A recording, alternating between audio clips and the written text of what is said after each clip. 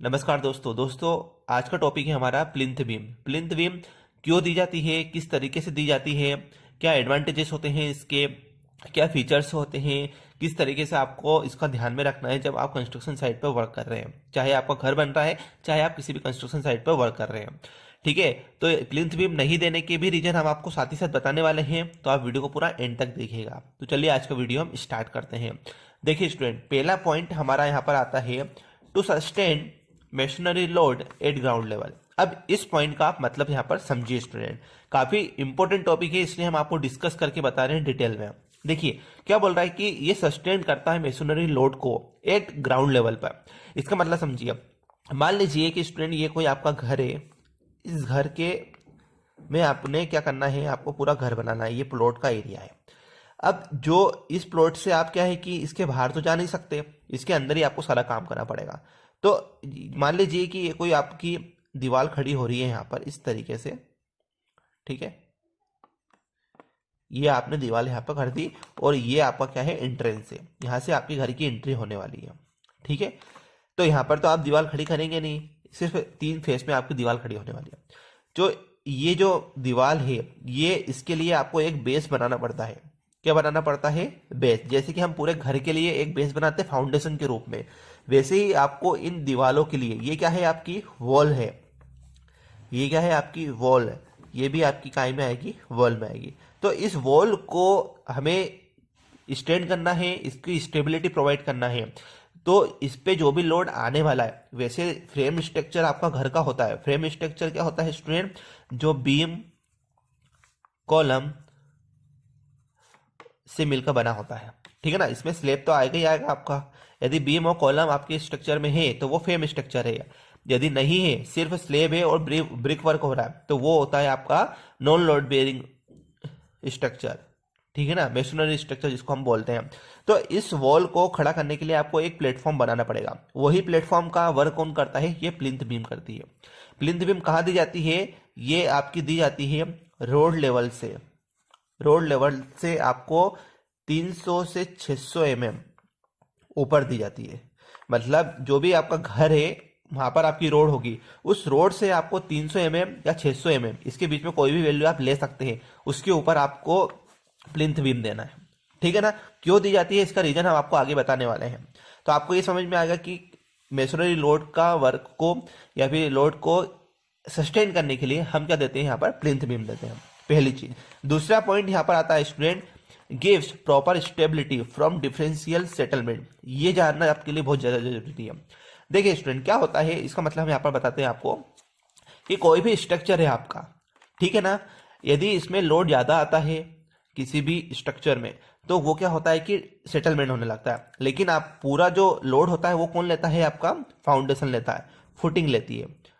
ठीक है ना, लेकिन इस फुटिंग पे जो ट्रांसफर करता है लोड, वो कौन होता है? आपका प्लिंथ बीम होती है। क्योंकि प्लिंथ बीम आपकी ग्राउंड लेवल से ऊपर है, सबसे पहले जो लोड आएगा आपका वो काय पे आने वाला है? प्लिंथ बीम पे आने वाला है।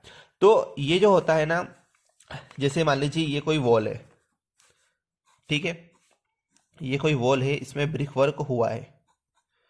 ठीक है, अब इस ब्रिक वर्क के ऊपर यदि कोई भी लोड आ रहा है, जैसे हो सकता है विंड, बाहर से विंड लोड आ रहा है, मैं घर की बाउंड्री की बात कर रहा हूँ, बाहर की, हो सकता है सॉइल का लोड आ रहा है, ठीक है ना, या मॉइस्चर कंटेंट ज्यादा हो गया आपकी दीवार में, इसी, क्योंकि यदि आपका फ्रेम स्ट्रक्चर है तो लोड आपका सिर्फ बीम और कॉलम लेगी। ठीक है ना, तो ब्रिक कोई भी लोड नहीं लेती है। ठीक है, ब्रिक सिर्फ आपका पार्टीशन का काम करती है।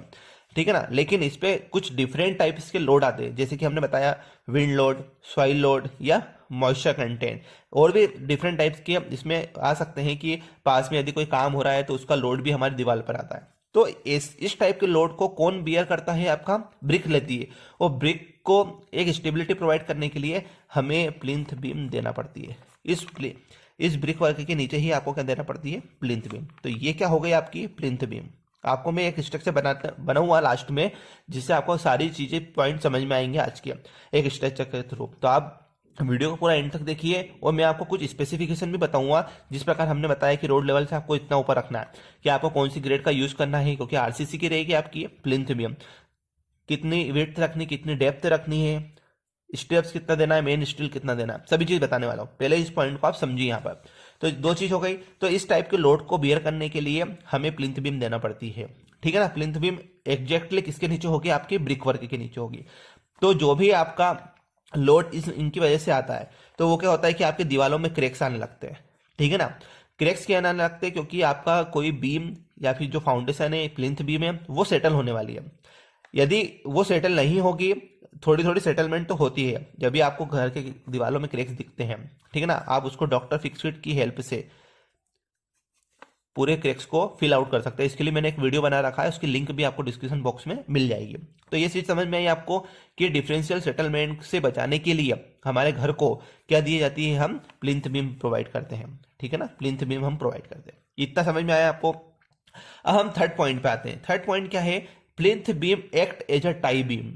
इसका मतलब आप समझिए। देखिए स्टूडेंट, आपने एक वर्ड सुना है, एक टाई बार का नाम सुना है आपने, और एक डोवेल बार का नाम सुना है, जो कि हम रोड में यूज करते हैं, ठीक है ना। इसी से ये निकल के आया है यहाँ पर टाई बीम, ठीक है।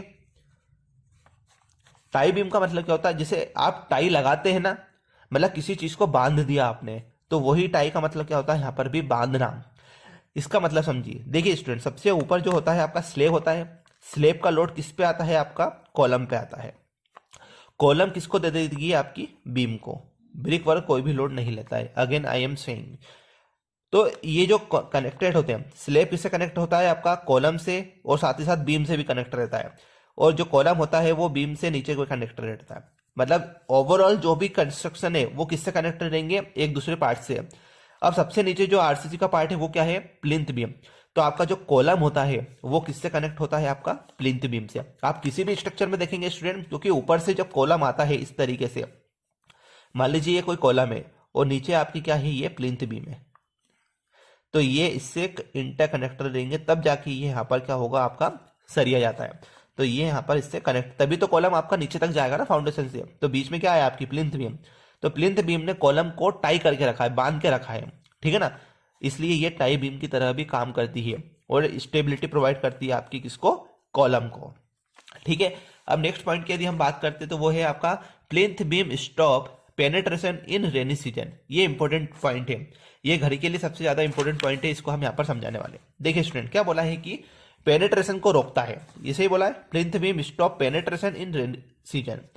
जब भी बारिश होती है स्टूडेंट, तो घर के आसपास, मान लीजिए कोई घर है आपका, इस घर के आसपास, मतलब इस साइड में, इस साइड में, इस साइड, ये तो आपका क्या हो गया, एंट्री पॉइंट हो गया। यहाँ से ये आसपास सराउंडिंग एरिया में क्या होता है, आपका सॉइल होती है, खुला ग्राउंड है, मान लीजिए आपका सॉइल ग्राउंड है। इसमें क्या होता है, रेनी सीजन का जो पानी आता है वो क्या हो जाता है, स्टोर हो जाता है। ग्राउंड लेवल का जो वाटर टेबल है वो भी इंक्रीज हो जाता है। बारिश के टाइम में आपने देखा है, वाटर टेबल इंक्रीज होता है, मतलब पानी आपकी सरफेस पर आने लगता है। यदि ये पानी यदि आपकी ब्रिक वर्क में चला जाता है, मान लीजिए कॉलम वो है आपका घर इस तरीके से, और आपने नीचे यदि प्लिंथ बीम प्रोवाइड की हुई है इस तरीके से,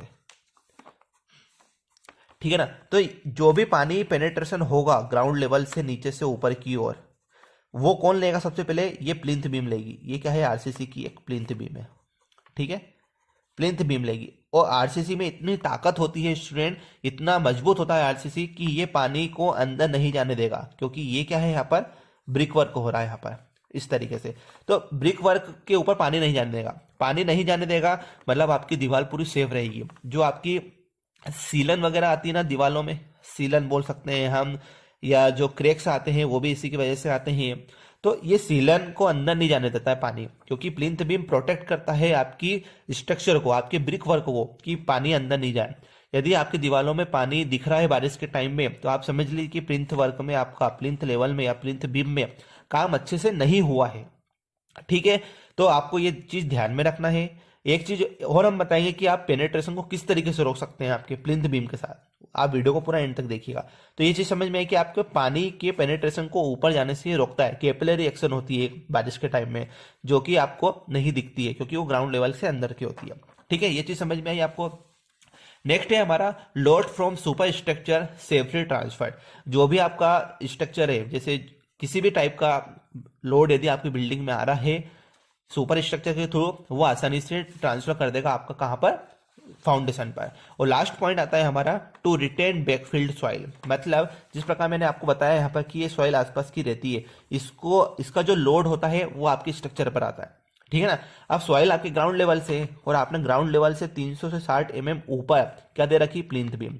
तो मतलब आरसीसी का मेंबर आपकी सॉइल को क्या कर देगा, रजिस्ट कर देगा जो भी आपका लोड आने वाला है। तो इस तरीके से प्लिंथ बीम काम करती है स्टूडेंट। नहीं दोगे तो आपको सारी चीजें दिक्कत आने वाली है। सबसे बड़ी दिक्कत आ गई आपकी पानी की, दीवारों में सीलन आने लगेगी, जो भी लोड आएगा वो अच्छे से कनेक्ट नहीं हो पाएगा आपके फाउंडेशन पर और आपका डिफरेंशियल सेटलमेंट हो सकता है, ठीक है। तो ये कुछ पॉइंट थे जिसको हमने आज डिस्कस किया। अब मैं आपको यहाँ पर थोड़ा सा और टेक्निकली चीजें बता देता हूँ यहाँ पर कि स्टूडेंट देखिए, आप यदि जब भी प्लिंथ बीम पर वर्क कर रहे हैं, प्लिंथ बीम, तो आपको हमेशा, प्लिंथ बीम क्या है आपका, एक स्टील की ही एक बीम है, स्टील की एक बीम है।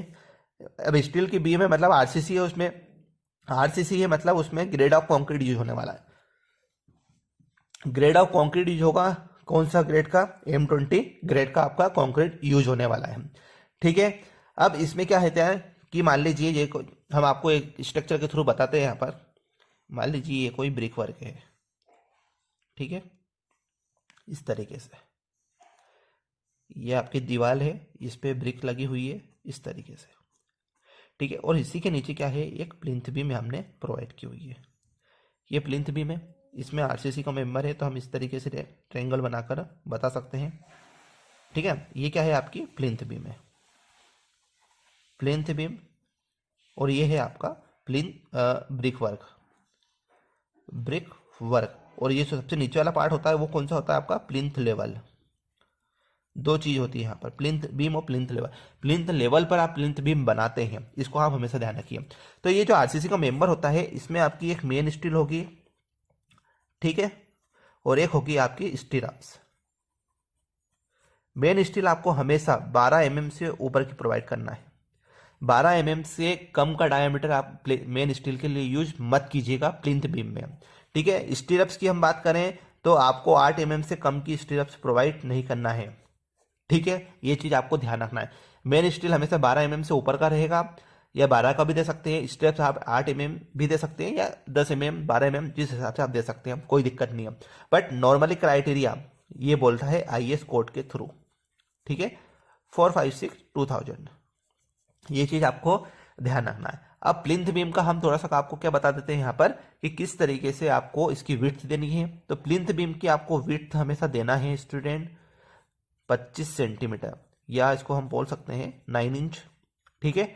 डेप्थ की यदि हम बात करेंगे तो डेप्थ कम से कम आपको 20 सेंटीमीटर देना ही देना है, इससे कम नहीं देना है, ठीक है। ये चीज समझ में आ गई आपको। तो आई होप आपको आज का पूरा ये टॉपिक, जिसमें हमने आपको बताया कि प्लिंथ बीम किस तरीके से वर्क करती है, किस तरीके से आपको देखना है सारी चीजें, ठीक है ना। एक चीज और हमने आपको बताने वाले थे कि पानी को किस तरीके से रोक सकते हैं। जब भी आप इस प्लिंथ बीम पर ऊपर क्या करते हैं, ब्रिक वर्क करते हैं, तो यहाँ पर आप क्या कर सकते हैं, जो जस्ट ऊपर का जो पार्ट होता है ना स्टूडेंट, यहाँ पर आप एक डॉक्टर फिक्सिट का पेस्ट यहाँ पर लगा सकते हैं, या जो त्रिपाल आता है जो ट्रैक्टर वगैरह के ऊपर लगता है वो बिछाकर भी आप ब्रिक वर्क कर सकते हैं। इससे आपकी और प्रोटेक्शन आपके घर की बढ़ जाएगी, ठीक है। तो आई होप आपको आज का ये वीडियो समझ में आया है। वीडियो अच्छा लगता है स्टूडेंट, प्लीज इसे लाइक कीजिए, आप अपने फ्रेंड के साथ भी शेयर कीजिए। यदि आपने अभी तक हमारा चैनल सब्सक्राइब नहीं किया है तो प्लीज चैनल को सब्सक्राइब कीजिए, बेल आइकन को हिट कीजिए, ताकि सभी नोटिफिकेशन स्टूडेंट आपके पास सबसे पहले पहुंच जाए। अब हम मिलते हैं हमारे नेक्स्ट वीडियो में, काफी इंटरेस्ट वीडियो होने वाला है। Thank you for watching.